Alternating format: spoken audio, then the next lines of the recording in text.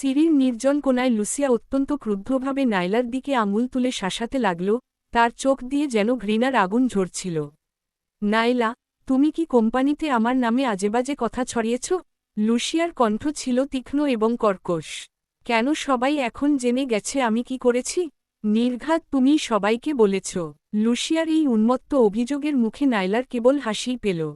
সে শান্তভাবে তার এই প্রাক্তন বান্ধবীর দিকে তাকাল, তার কণ্ঠে ছিল চরম উদাসীনতা। আমি কোনো গুজব ছড়াইনি। তুমি নিজে কি করেছ তা তোমার নিজের মনই ভালো জানে। তুমি না হলে আর কে বলবে? লুসিয়া নাছোড়বান্দার মতো নাইলার হাত শক্ত করে চেপে ধরল। তুমি ছাড়া আর কার পক্ষে এই খুঁটিনাটি বিষয়গুলো জানা সম্ভব? নাইলা নিজেও কিছুটা বিভ্রান্ত ছিল। পর্দার আড়ালে থেকে কে তাকে সাহায্য করছে, কে লুসিয়ার সব কুকীর্তি সবার সামনে ফাঁস করে দিচ্ছে? তবে সে লুসিয়ার সাথে আর কোনো কথা বাড়িয়ে সময় নষ্ট করতে চাইল না। আমার হাত ছাড়ো, লুসিয়া। নাইলা তার কবজি ছাড়িয়ে নেওয়ার চেষ্টা করল। আমাদের মধ্যে কথা বলার মতো আর কিছুই অবশিষ্ট নেই। যাওয়ার সাহসও করবে না। চলে যেতে উদ্যত নাইলাকে লুসিয়া সজোরে টেনে ধরল। তোমাকে এর কৈফিয়ত দিতেই হবে। সিঁড়ির ওপর দুই নারীর ধস্তাধস্তি শুরু হয়ে গেল। নাইলা লুসিয়ার হাত থেকে বাঁচার চেষ্টা করছিল, আর লুসিয়া কিছুতেই তাকে ছাড়ছিল না। এই ধস্তাধস্তির মাঝে তারা কেউই খেয়াল করেনি যে তারা সিঁড়ির একদম কিনারে চলে এসেছে। আমাকে ছাড়ো, নাইলা জোরে ঝটকা দিল। ছাড়ব না। লুসিয়া মানসিকভাবে বিপর্যস্ত হয়ে পড়েছিল, সে এক পা করে সামনে এগোচ্ছিল। তুমি আমার সবকিছু ধ্বংস করে দিয়েছ। ঠিক তখনই লুসিয়ার এক পা সিঁড়ির কিনারে পড়ল এবং সে ভারসাম্য হারিয়ে ফেলল। আতঙ্কে তার চোখ বড় হয়ে গেল। পড়ে যাওয়ার মুহূর্তে নিজেকে বাঁচাতে সে সহজাতভাবেই সামনের নাইলাকে ঝাপটে ধরল এবং সজোরে নিচের দিকে টান দিল। দুজনই একসাথে চিৎকার করে উঠল। লুসিয়া নাইলাকেও নিজের সাথে সিঁড়ি দিয়ে নিচে ফেলে দিল। পাথরের তৈরি শক্ত সিঁড়িগুলো ছিল অত্যন্ত ঠান্ডা। তাদের শরীর বারবার সিঁড়ির ধাপে আঘাত পাচ্ছিল এবং এক ভোঁতা আওয়াজ তৈরি হচ্ছিল। নাইলা অনুভব করল তার মাথা সিঁড়ির ধাপে সজোরে আঘাত পেয়েছে। প্রচণ্ড যন্ত্রণায় তার চোখের সামনে সবকিছু অন্ধকার হয়ে এল। জ্ঞান হারানোর ঠিক আগের মুহূর্তে সে হাতড়ে হাতড়ে ফোনটি বের করল এবং কাঁপা কাঁপা আঙুলে তার বান্ধবী ভ্যালেরির নম্বর ডায়াল করল। ভ্যালেরি, তার কণ্ঠস্বর ছিল ক্ষীণ। আমাকে হাসপাতালে নিয়ে চল। একথা বলেই নাইলা পুরোপুরি জ্ঞান হারিয়ে ফেলল। কয়েক ঘণ্টা পর হাসপাতালের কেবিনে নাইলা ধীরে ধীরে চোখ মেলল। প্রচণ্ড মাথা ব্যথায় সে নিচু স্বরে আর্তনাদ করে উঠল। সামান্য কনকাশন হওয়ার কারণে তার খুব ঝিমুনি লাগছিল এবং সে চরম অস্বস্তি অনুভব করছিল। খুব লাগছে। সে দুর্বলভাবে গোঙাল এবং আরাম পাওয়ার জন্য হাত বাড়িয়ে কাউকে ধরার চেষ্টা করল। বিছানার পাশে একজন বসেছিল। ভ্যালেরি ভেবে নাইলা সহজাতভাবেই সেই দিকে হাত বাড়িয়ে দিল। ভ্যালেরি, আমার মাথা খুব ব্যথা করছে। তার কণ্ঠে কান্নার সুর ছিল, তাকে খুব অসহায় দেখাচ্ছিল। কিন্তু যেই না সে সেই পরিচিত পারফিউমের ঘ্রাণ পেল, তার পুরো শরীর মুহূর্তেই শক্ত হয়ে গেল। এই ঘ্রাণ তার খুব চেনা, এটি ক্লার্কের বিশেষ কোলন। নাইলা হঠাৎ চোখ মেলে দেখল ক্লার্ক বিছানার পাশে বসে আছে। তার চোখে ছিল এক জটিল অনুভূতি, অপরাধবোধ আর উদ্বেগের সংমিশ্রণ। আমাকে ছোবে না। নাইলার কণ্ঠ মুহূর্তেই বরফ শীতল হয়ে গেল, তাতে ছিল চরম ঘৃণা আর প্রত্যাখ্যান। সে বিছানার অন্য পাশে সরে যাওয়ার চেষ্টা করল, ক্লার্কের থেকে যতটা সম্ভব দূরে থাকতে চাইল। নাইলা, আমি কেবল তোমার জন্য দুশ্চিন্তা করছিলাম। ক্লার্ক ব্যাখ্যা দেওয়ার চেষ্টা করল এবং নাইলার দিকে হাত বাড়াল। আমি বলেছি আমাকে ছোবে না। নাইলার কণ্ঠ আরও তীক্ষ্ণ হয়ে উঠল, তার চোখে ছিল সতর্ক দৃষ্টি। ঠিক সেই মুহূর্তে কেবিনের দরজা খুলে গেল। ভ্যালেরি হন্তদন্ত হয়ে ভেতরে ঢুকল। ক্লার্ককে সেখানে দেখে তার মুখ অন্ধকার হয়ে গেল। ওহ, দেখো কে এসেছে। ভ্যালেরির কণ্ঠে ছিল চরম বিদ্রূপ। ক্লার্ক সামারের কাছে শেষ পর্যন্ত নিজের স্ত্রীর খবর নেওয়ার সময় হল? অবিশ্বাস্য। ক্লার্ক ভ্রু কুঁচকে বলল, ভ্যালেরি, দয়া করে একটু ভদ্রভাবে কথা বলো। ভদ্রভাবে? ভ্যালেরি বিদ্রূপের হাসি হাসল। যে নিজের স্ত্রীর সাথে বিশ্বাসঘাতকতা করে, তার সাথে ভদ্রতা কেন দেখাব? তুমি যে নাইলাকে দেখতে এসেছ, তোমার প্রেমিকা রাগ করবে না তো? নাকি শেষ পর্যন্ত তোমার বিবেক জেগে উঠল? তুমি? ক্লার্কের মুখ রাগে ফ্যাকাশে হয়ে গেল, কিন্তু সে হাসপাতালের ভেতরে হুলস্থুল করতে চাইল না। দুজনের মধ্যে এক চরম উত্তেজনাপূর্ণ পরিস্থিতির সৃষ্টি হল। ঠিক তখনই পাশের টেবিলে নাইলার ফোন বেজে উঠল। ভ্যালারি কলার আইডিতে দেখল, আঙ্কেল লেখা। আমি ধরছি। ভ্যালারি ফোন তুলে রিসিভ করল। Hello, Damon. ড্যামনের শান্ত কণ্ঠস্বর ভেসে এল, ভ্যালারি, শুনলাম নাইলা চোট পেয়ে হাসপাতালে ভর্তি। ও এখন কেমন আছে? কনকাশন হয়েছে, তবে ডাক্তার বলেছেন ভয়ের কিছু নেই। ভ্যালারি খুব উষ্ণ স্বরে উত্তর দিল, যা ক্লার্কের প্রতি তার আচরণের সম্পূর্ণ বিপরীত। আমি এখনই আসছি, ড্যামন বললেন। কথা শুনে ক্লার্কের মুখ মুহূর্তেই প্রচণ্ড রাগে কালো হয়ে গেল। সেই নিজের মুষ্টি শক্ত করল, তার চোখে বিপজ্জনক ইঙ্গিত দেখা দিল। আধা ঘণ্টারও কম সময়ের মধ্যে কেবিনের দরজায় আবার টোকা পড়ল। ড্যামন তার অ্যাসিস্ট্যান্ট স্পেন্সারকে সাথে নিয়ে ভেতরে ঢুকলেন। তার হাতে ছিল সুন্দর ফুলের তোড়া আর তাজা ফল। নাইলা, তুমি ঠিক আছো তো? ড্যামন খুব নম্রভাবে জিজ্ঞেস করলেন, তার চোখে ছিল গভীর উদ্বেগ। ভ্যালারি সাথে সাথে তাকে উষ্ণ অভ্যর্থনা জানাল, ড্যামন, এসেছ। নাইলা মাত্রই কিছুক্ষণ আগে জেগেছে, এখন ওর পাশে কাউকে দরকার ছিল। সে ড্যামনের হাত থেকে ফুল আর ফলগুলো নিয়ে যত্নে সাজিয়ে রাখল। এই দৃশ্য দেখে ক্লার্ক আর নিজের মেজাজ ধরে রাখতে পারল না। সে উঠে দাঁড়িয়ে ড্যামনের দিকে তাকিয়ে রুক্ষভাবে বলল, চাচা, আপনার উদ্বেগের জন্য ধন্যবাদ, কিন্তু এখানে আপনার কোনো প্রয়োজন নেই। নাইলার বিশ্রাম দরকার, দয়া করে আপনি চলে যান।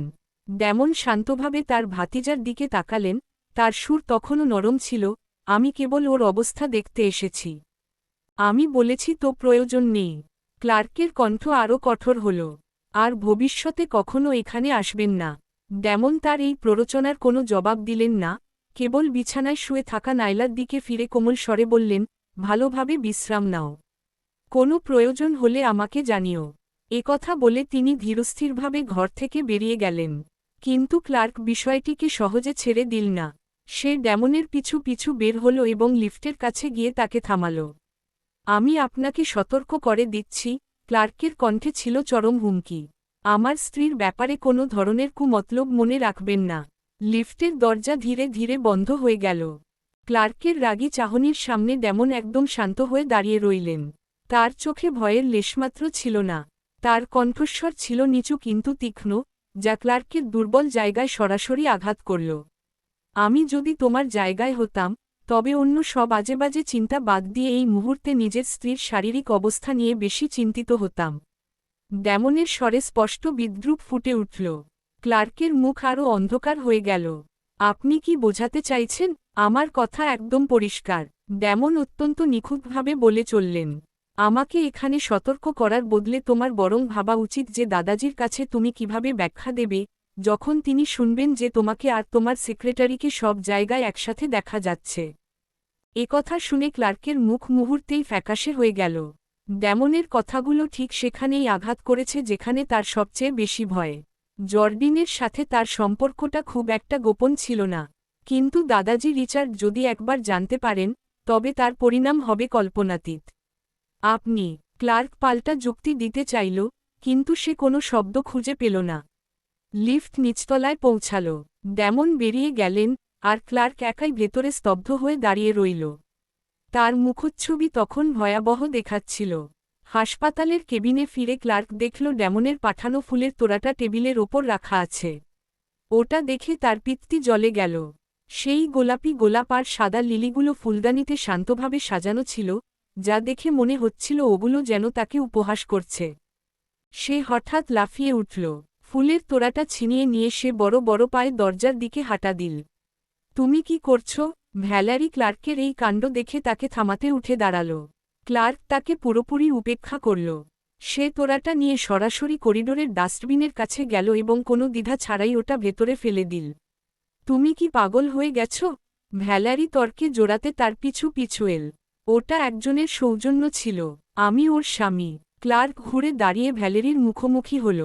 তার চোখে তখন রাগের আগুন জ্বলছে। আমার স্ত্রীর ঘরে কি থাকবে আর কি থাকবে না, তা ঠিক করার অধিকার আমার আছে। স্বামী? ভ্যালারি অবজ্ঞার হাসি হাসল। তোমার এখনও মনে আছে যে তুমি একজন স্বামী?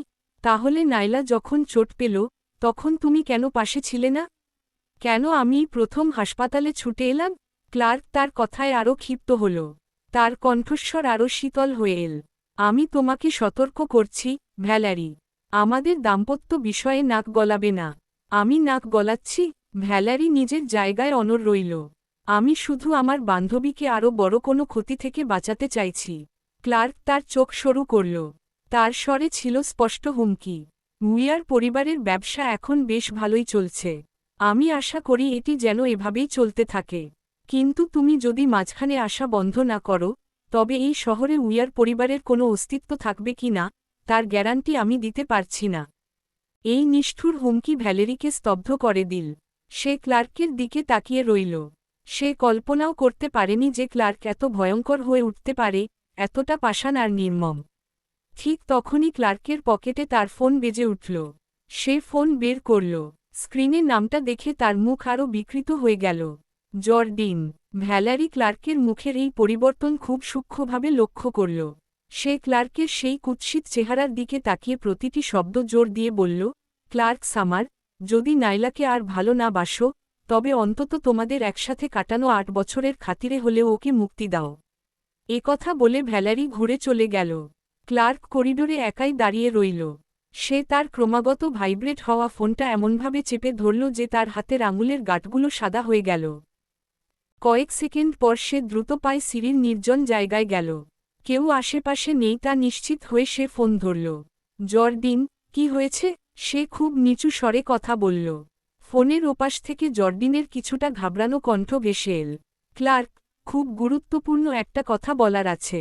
আমাদের দেখা করে কথা বলতে হবে। এখন সম্ভব না। আমি হাসপাতালে আছি। ক্লার্ক ভ্রু কুঁচকে বলল, আমি জানি তুমি নাইলার দেখাশোনা করছ। কিন্তু এটা সত্যিই খুব জরুরি। এটা তোমাদের বিয়ের সাথে সম্পর্কিত। জর্ডিনের কণ্ঠস্বর আরও গম্ভীর হল। ক্লার্ক সিঁড়িতেই জমে গেল। কয়েক সেকেন্ড পর সে গম্ভীর গলায় বলল, আমি পরে এসে তোমার সাথে দেখা করছি। ফোন রাখার পর ক্লার্ক কেবিনে ফিরে এল। নাইলা বিছানায় হেলান দিয়ে বসেছিল। তার মুখ তখনও ফ্যাকাশে। ভ্যালেরি পাশেই বসে তাকে সঙ্গ দিচ্ছিল। কোম্পানিতে একটা জরুরি কাজ পড়েছে। আমাকে এখনই যেতে হবে। ক্লার্ক নাইলার দিকে তাকিয়ে কণ্ঠস্বর স্বাভাবিক রাখার চেষ্টা করল। নাইলা শুধু হালকা করে মাথা নাড়ল। সে ক্লার্কের দিকে ফিরেও তাকাল না। তাহলে যাও। আবার কোম্পানির কাজ? ভ্যালেরির কণ্ঠে ছিল চরম বিদ্রূপ। কি চমৎকার সুবিধা! নাইলার যখনই তোমাকে দরকার হয়, তখনই তোমার কাছে আরও গুরুত্বপূর্ণ কাজ চলে আসে। ক্লার্ক তার কথা এবার ধৈর্য হারিয়ে ফেলল। সে ভদ্রতার মুখোশ খুলে ফেলল এবং ভ্যালেরির দিকে শীতল চোখে তাকাল।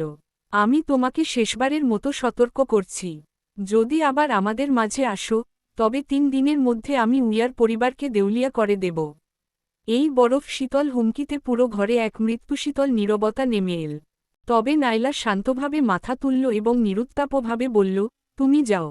নাইলার এই দূরত্ব আর শীতলতা ক্লার্ককে ভেতর থেকে ক্ষতবিক্ষত করল। সে কিছু বলতে চেয়েও পারল না, শেষে ঘর থেকে বেরিয়ে গেল। ক্লার্ক গাড়ি চালিয়ে একটি ব্যক্তিগত কফি শপে গেল। জর্ডিন আগেই একটি প্রাইভেট রুমে অপেক্ষা করছিল। তাকে দেখে বেশ নার্ভাস মনে হচ্ছিল। তার হাতে ছিল একটি ডকুমেন্ট ফোল্ডার। এত জরুরি কি হল? ক্লার্ক তার মুখোমুখি বসল। জর্ডিন কোনো কথা না বলে ফোল্ডার থেকে একটি মেডিকেল রিপোর্ট বের করে ক্লার্কের হাতে দিল। এটা কি? ক্লার্ক কিছুটা বিভ্রান্ত হয়ে রিপোর্টটি নিল। নিজেই দেখে নাও। জর্ডিনের কণ্ঠ সামান্য কাঁপছিল। ক্লার্ক রিপোর্টটি খুলল। একদম ওপরে যখন সে নাইলা জেস্টন নামটা দেখল, তার কপাল কুঁচকে গেল। সে নিচের দিকে পড়তে লাগল। যখন সে ডায়াগনোসিসে প্রাইমারি ইনফার্টিলিটি বন্ধ্যাত্ব লেখাটি দেখল, রিপোর্ট ধরা তার হাতটা শক্ত হয়ে গেল। এটা কি সত্যি? ক্লার্কের কণ্ঠস্বর কিছুটা কর্কশ শোনাল। একদম সত্যি। জর্ডিন মাথা নেড়ে নিশ্চিত করল। অনেক টাকা খরচ করে আমি এই রিপোর্ট জোগাড় করেছি। এখন তো বুঝতেই পারছ কেন 3 বছর বিয়ে হওয়ার পরও তোমাদের কোনো সন্তান হয়নি। ক্লার্ক রিপোর্টের ওই ডায়াগনোসিসের দিকে শূন্য দৃষ্টিতে তাকিয়ে রইল। তাহলে এই কারণেই 3 বছরের বিবাহিত জীবনে তাদের কোনো সন্তান নেই। এই আবিষ্কার তাকে যেমন চমকে দিল, তেমনি তার মনের ভেতর এক দ্বন্দ্বের সৃষ্টি করল। এটা তুমি কোথায় পেলে? ক্লার্ক মাথা তুলে তাকাল। তার চোখ তখন বিপজ্জনক হয়ে উঠেছে। সেটা বড় কথা নয়। জর্ডিন তার চোখের দিকে তাকাতে পারছিল না। বড় কথা হলো এখন তুমি সত্যিটা জানো। ক্লার্ক, ও তোমাকে কোনোদিনও সন্তান দিতে পারবে না। ক্লার্কের চোখ আরও শীতল হয়ে গেল। সে কঠোরভাবে সতর্ক করে বলল, শোনো জর্ডিন, যদি এই খবরের একটা শব্দ বাইরে ফাঁস করো, তবে তোমার জীবন আমি নরকের চেয়েও খারাপ করে দেব। আমি কাউকে কিছু বলবো না। জর্ডিন দ্রুত কথা দিল। তারপর সাবধানে জিজ্ঞেস করল, কিন্তু এখন যেহেতু তুমি সত্যিটা জানো, তোমার কি ডিভোর্সের কথা ভাবা উচিত নয়? এটা তুমি কোথায় পেলে? ক্লার্ক মাথা তুলে তাকাল। তার চোখ তখন বিপজ্জনক হয়ে উঠেছে। সেটা বড় কথা নয়। জর্ডিন তার চোখের দিকে তাকাতে পারছিল না। বড় কথা হলো এখন তুমি সত্যিটা জানো। ক্লার্ক, ও তোমাকে কোনোদিনও সন্তান দিতে পারবে না। ক্লার্কের চোখ আরও শীতল হয়ে গেল। সে কঠোরভাবে সতর্ক করে বলল, শোনো জর্ডিন, যদি এই খবরের একটা শব্দ বাইরে ফাঁস করো, তবে তোমার জীবন আমি নরকের চেয়েও খারাপ করে দেব। আমি কাউকে কিছু বলবো না। জর্ডিন দ্রুত কথা দিল। তারপর সাবধানে জিজ্ঞেস করল, কিন্তু এখন যেহেতু তুমি সত্যিটা জানো, তোমার কি ডিভোর্সের কথা ভাবা উচিত নয়? তার চোখে মুখে ছিল এক প্রত্যাশার ঝিলিক, যেন সে কাঙ্ক্ষিত উত্তরের অপেক্ষায় আছে। ক্লার্ক তার আশাবাদী মুখটার দিকে তাকাল। তার ঠোঁটে এক নিষ্ঠুর হাসি ফুটে উঠল। ডিভোর্স? হ্যাঁ, যেহেতু ও সন্তান জন্ম দিতে পারবে না, তাই এই বিয়ের কোনো মানেই হয় না। জর্ডিন মরিয়া হয়ে বলল, আর আমি এখন গর্ভবতী। আমরা বিয়ে করে এই সন্তানকে একটা পূর্ণাঙ্গ পরিবার দিতে পারি। ক্লার্কের হাসি আরও বিদ্রুপাত্মক হয়ে উঠল। জর্ডিন, তোমার কি কোথাও কোনো ভুল হচ্ছে? মানে কি? জর্ডিন বিভ্রান্ত হয়ে তাকাল। আমি যদি ডিভোর্স দিইও, তবুও তোমাকে কোনোদিন বিয়ে করব না। ক্লার্কের কথাগুলো যেন ঠান্ডা পানির মতো জর্ডিনের মনের সব আশা নিভিয়ে দিল। শান্তভাবে থাকো এবং বাচ্চার জন্ম দাও। অন্য কিছু নিয়ে দিবাস্বপ্ন দেখবে না। জর্ডিনের মুখ মুহূর্তেই ফ্যাকাশে হয়ে গেল। ক্লার্ক, তুমি আমার সাথে এমন করতে পারো না। এমন করতে পারি না? ক্লার্ক উঠে দাঁড়িয়ে তার দিকে তুচ্ছতাচ্ছিল্যের দৃষ্টিতে তাকাল। আমি তোমাকে টাকা দিচ্ছি, মর্যাদা দিচ্ছি, আমার সন্তানকে বহন করার সুযোগ দিচ্ছি, এটা কি যথেষ্ট নয়? একথা বলে সে পেছনে না তাকিয়ে রুম থেকে বেরিয়ে গেল। জর্ডিন সেখানে একাই স্তব্ধ হয়ে বসে রইল। দরজা সজোরে বন্ধ হওয়ার শব্দ পুরো রুমে প্রতিধ্বনিত হল। জর্ডিন চেয়ারে পাথরের মতো বসে রইল। তার চোখের কোণ দিয়ে জল গড়িয়ে পড়ল। কিন্তু কয়েক মিনিট পর সে চোখের জল মুছে ফেলল। তার ঠোঁটের কোণে এক বিজয়ের হাসি ফুটে উঠল। কয়েক দিন পর, নাইলা তার বিছানার কিনারে বসে নিজের জিনিসপত্র গোছাচ্ছিল। সে হাসপাতাল থেকে ছাড়পত্র পাওয়ার প্রস্তুতি নিচ্ছিল। ডাক্তার নিশ্চিত করেছেন যে তার কনকাশন পুরোপুরি সেরে গেছে এবং সে স্বাভাবিক জীবনে ফিরতে পারবে। সে যখন তার সুটকেসে শেষ কয়েকটা জামাকাপড় ভরছিল, তখন হঠাৎ হাসপাতালের কেবিনের দরজা সজোরে খুলে গেল। নাইলা ভেবেছিল হয়তো কোনো নার্স ডিসচার্জের নিয়মকানুন নিয়ে কথা বলতে এসেছেন। কিন্তু মাথা তুলে তাকাতেই সে দেখল জর্ডিন হাই হিল পরে ভেতরে ঢুকছে। ওহ, দেখে মনে হচ্ছে তুমি বেশ ভালোভাবেই সেরে উঠেছ। জর্ডিনের কণ্ঠে ছিল স্পষ্ট উস্কানি। সে সরাসরি হাসপাতালের বিছানার কাছে গিয়ে বসল। তার বসার ভঙ্গিটা এমন ছিল যেন এই জায়গাটা তারই রাজত্ব। তুমি কি জানো? নাইলার কোনো প্রতিক্রিয়া না পেয়ে জর্ডিনের কণ্ঠ আরও তীক্ষ্ণ হল। এই সম্পর্কের ক্ষেত্রে যার মনে কোনো ভালোবাসা নেই, সেই আসলে আসল রক্ষিতা বা প্রেমিকা। তোমার কাছে বিয়ের সার্টিফিকেট থাকতে পারে, কিন্তু ক্লার্কের মন অনেক আগেই তোমাকে ছেড়ে চলে এসেছে। এই কথাগুলো অবশেষে নাইলাকে থামিয়ে দিল। সে ধীরে ধীরে মাথা তুলল এবং শান্তভাবে জর্ডিনের দিকে তাকাল। তার চোখে কোনো রাগ ছিল না, ছিল কেবল শীতল যুক্তি।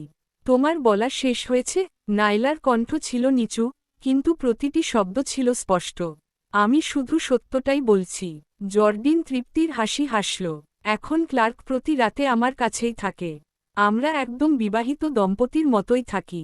আর তুমি তো কেবল নামে মাত্র স্ত্রী। নাইলা হাতের কাজ রেখে জর্ডিনের মুখোমুখি হল। তার অভিব্যক্তি শান্ত থাকলেও চোখের কোণে এক তীক্ষ্ণ ঝিলিক দেখা দিল। ভালোবাসা কি আগে এল বাকে পড়ে? সেটা বড় কথা নয়, নাইলা ধীরে ধীরে বলতে শুরু করল, তার কণ্ঠ ছিল জোরালো। কিন্তু ভালোবাসা মানে তো শালীনতা আর লজ্জাবোধ থাকা উচিত, তাই না? সে একটু থামল, তারপর বলল, ওর অনেক প্রেমিকা থাকতে পারে। কিন্তু মিসেস সামার, সেটা বোধহয় একজনই হওয়া সম্ভব। এই কথাগুলো জর্ডিনের গালে চড়ের মতো লাগল। তার মুখ মুহূর্তেই ফ্যাকাশে হয়ে গেল। চোখের সেই তৃপ্তি হারিয়ে গিয়ে সেখানে রাগ আর অপমান জায়গা করে নিল। জর্ডিন পাল্টা জবাব দিতে চেয়েও কোনো শব্দ খুঁজে পেল না। নাইলা ততক্ষণে আবার তার ব্যাগ গোছাতে শুরু করেছে।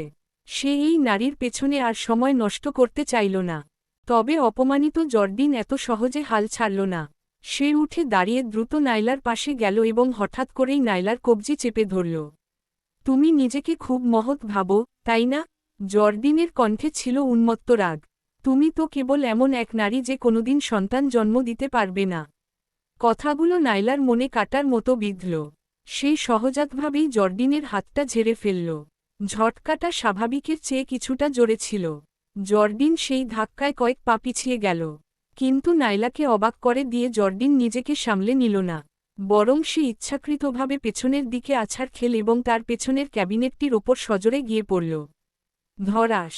কেবিনের ভেতর এক বিকট শব্দ হল। জর্ডিন যন্ত্রণায় আর্তনাদ করে মেঝেতে লুটিয়ে পড়ল। এক হাত দিয়ে সে তার পেট আগলে রাখল। তার মুখ অস্বাভাবিক সাদা হয়ে গেল। আমার পেট! সে দুর্বলভাবে গোমড়াতে লাগল। খুব ব্যথা করছে। নাইলা স্তব্ধ হয়ে এই দৃশ্য দেখছিল।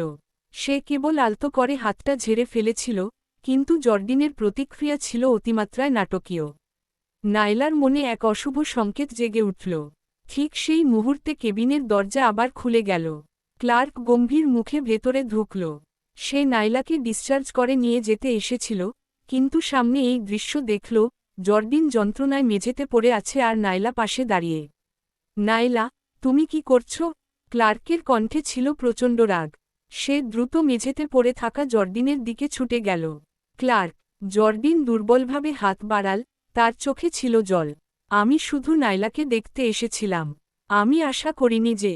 কি আশা করনি? ক্লার্ক খুব যত্ন করে তাকে তুলল এবং তার চোট পরীক্ষা করতে লাগল। আশা করিনি যে ও আমাকে ধাক্কা দেবে। জর্ডিনের কণ্ঠে ছিল অভিযোগ আর আতঙ্ক। আমি আমার বাচ্চার জন্য খুব ভয় পাচ্ছি। ক্লার্কের চোখ মুহূর্তেই বরফ শীতল হয়ে গেল। সে নাইলার দিকে ফিরল, তার চোখে তখন আগুনের ফুলকি। ক্লার্ক, যা দেখছ বিষয়টি তেমন নয়। নাইলা ব্যাখ্যা দেওয়ার চেষ্টা করল। কেমন নয়? ক্লার্ক তাকে থামিয়ে দিল, কোনো সুযোগই দিল না। আমি নিজের চোখে জর্ডিনকে মাটিতে পড়ে থাকতে দেখলাম আর তুমি সেখানে দাঁড়িয়েছিলে। সে জর্ডিনকে আলতো করে ধরে রাখল এবং স্ত্রীর দিকে শীতল চোখে তাকাল। ও শারীরিকভাবে খুব দুর্বল। তুমি রাগ করলেও একজন গর্ভবতী নারীর গায়ে হাত তোলা তোমার উচিত হয়নি। এই কথাগুলো তীক্ষ্ণ ছুরির মতো নাইলার হৃদয় বিঁধল। তাহলে ক্লার্কের চোখে সে এই ধরনের এক নিষ্ঠুর নারী। সে একবারও তার কথা শোনার প্রয়োজন মনে করল না, আগেই তাকে দোষী সাব্যস্ত করে দিল। নাইলার মনটা একদম ভেঙে গেল। সে দেখল ক্লার্ক কত যত্ন আর মমতার সাথে জর্ডিনের দেখাশোনা করছে। ক্লার্কের চোখে সেই কোমলতার সে অনেকদিন দেখেনি। নাইলা সেখানে পাথরের মতো দাঁড়িয়ে দৃশ্যটি দেখতে লাগল। তার মনে পড়ল কতবার সে ক্লার্কের কাছে নিজেকে ব্যাখ্যা করতে চেয়েছে, কিন্তু প্রতিবারই প্রত্যাখ্যাত হয়েছে। সে বুঝল ক্লার্ক এখন তাকে নিয়ে কেবল খারাপটাই বিশ্বাস করে। এই উপলব্ধি তাকে শারীরিক আঘাতের চেয়েও বেশি কষ্ট দিল। ক্লার্ক তার সম্পর্কে মনে মনে সিদ্ধান্ত নিয়েই ফেলেছে। জর্ডিন ক্লার্কের বুকে মাথা রেখে আর চোখে নাইলার বিধ্বস্ত চেহারাটা দেখছিল। সবকিছু একদম পরিকল্পনা মতোই এগোচ্ছিল। এই পড়ে যাওয়ার দৃশ্যটি সে অনেকবার অনুশীলন করেছে, যেন এটি বাস্তবসম্মত দেখায় এবং তার বাচ্চারও কোনো ক্ষতি না হয়। নাইলার নীরবতা দেখে ক্লার্কের বিরক্তি আরও বাড়ল। সে তার স্ত্রীর দিকে তাকিয়ে অত্যন্ত কঠোর আর চূড়ান্ত স্বরে বলল। অবশেষে তার সব জটিল আবেগ একটি নিষ্ঠুর শব্দে পরিণত হল। ক্ষমা চাও।